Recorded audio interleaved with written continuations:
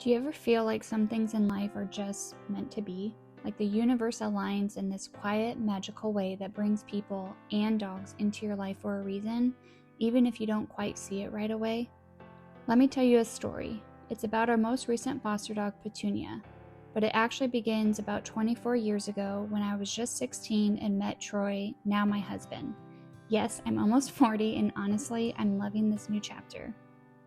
Back then, Troy and I had a roller coaster of a relationship, but one thing that always stood out was this family he used to talk about all the time. He was dating one of their daughters, that's a different story for a different day, and they welcomed him into their family. They gave him a summer job, let him hang around the house, fed him, and just generally cared about him.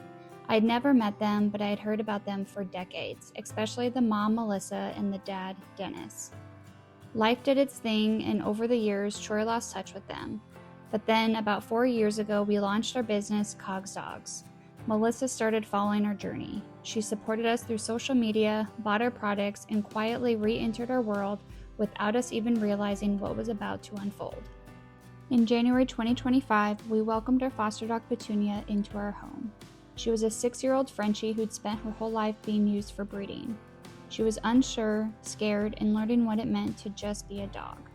I started sharing her journey online, hoping the right family would find her, and then Melissa reached out. She messaged me through Cogs Dogs, curious about Petunia, and asked how to submit an adoption application. Now, I get a lot of those messages, and most of the time, nothing comes of them. But this one felt different. And it was different. Melissa did submit the application. And in March, after 24 years of hearing about her family, I finally got to meet her and her husband Dennis during the home visit. The rest is history, and she ended up officially adopting her on March 10th. At that time, I asked her if she'd keep the name Petunia, and she said, "Of course, petunias are my favorite summer flower. Tell me that's not fate." As a foster mom, I go through all the emotions: doubt, fear, guilt, and hope. It's never easy to let them go. But after meeting Melissa, everything made sense.